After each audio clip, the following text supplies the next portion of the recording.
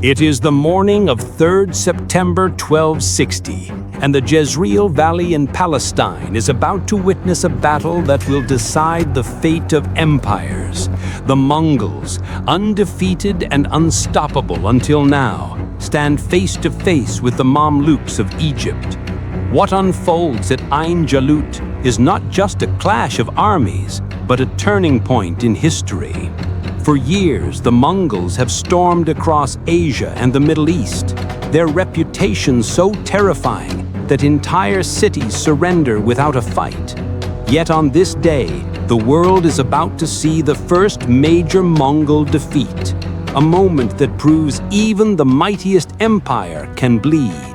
But how does it all come to this? To understand Ain Jalut, we must step back into the shadows of the 13th century, when the Mongol Empire stretched from China to the gates of Europe.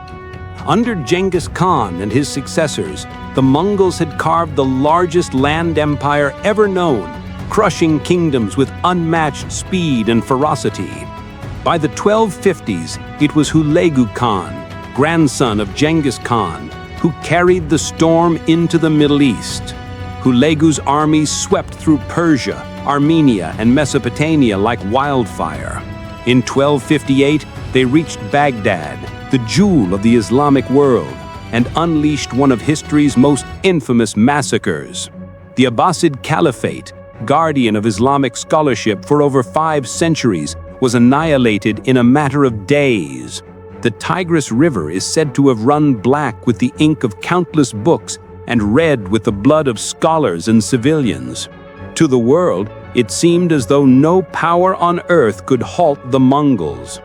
After Baghdad, Hulagu marched into Syria. The great city of Damascus fell without much resistance, and Aleppo too suffered devastation. The Mongols had shattered Muslim unity and left their enemies paralyzed with fear.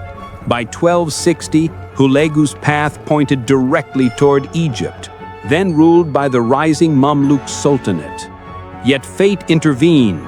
News came from the east. The great Khan Mongke, ruler of the entire Mongol Empire, had died. Hulagu, bound by Mongol tradition, withdrew with most of his forces to prepare for the succession crisis. But he left behind a strong contingent under the command of one of his most trusted generals, Kitbuqa, a fierce Nestorian Christian commander who was determined to complete the conquest. This was the Mongols' mistake. They had underestimated the enemy waiting in Egypt. The Mamluks, once slave soldiers imported from the steppes, had risen to become the masters of Cairo. Disciplined, battle-hardened, and deeply motivated, they were no ordinary army. Their new Sultan, Qutuz, knew that surrendering to the Mongols was not an option, for submission meant annihilation. When Mongol envoys arrived in Cairo with threats of destruction, Qutuz famously executed them and displayed their severed heads on the gates of the city. War was now inevitable. The Mamluks did not face this threat alone. Among them was one of history's most remarkable commanders, Baybars, a brilliant tactician who had once fought the Crusaders. It was Baybars who convinced Qutuz that the Mamluks must meet the Mongols head-on, not wait behind Egypt's defenses. Together, they marched north into Palestine, determined to confront Kitbuqa's army before reinforcements could arrive. The two sides finally met at Ain Jalut, a lush valley whose springs and fields contrasted sharply with the arid lands around it. At dawn on 3rd September, Kitbuqa deployed his forces. Though smaller than Hulagu's main army, the Mongols still commanded fearsome cavalry and skilled archers. Their horsemen, known for firing arrows even while retreating, had broken armies many times their size. But the Mamluks were ready. Baybars had studied Mongol tactics and prepared a strategy of deception. He arranged his forces with a vanguard in front, deliberately weaker, while the main Mamluk force hid in the hills and valleys around Ain Jalut. As the battle began, Baybars launched the vanguard into a skirmish with the Mongols, taunting them, exchanging arrows, and then retreating in apparent panic. Kitbuqa, confident in his warriors, ordered a full pursuit. The Mongols thundered forward, believing victory was already in their grasp. But this was the trap. The Mongols had lured them deep into the valley, away from their strongest ground. Suddenly, the hidden Mamluk reserves burst forth from the flanks. Cavalry charged down the slopes, drums thundered, and horns blared as Qutuz himself rallied his men with cries of, "O Islam! O victory!" The valley erupted in chaos. The Mongols, for the first time, found themselves surrounded and pressed into close combat. The Mamluks' heavy cavalry and disciplined ranks had the advantage. Their swords and spears clashed against the Mongol riders, whose arrows now lost effectiveness in the melee. Still, Kitbuqa fought ferociously.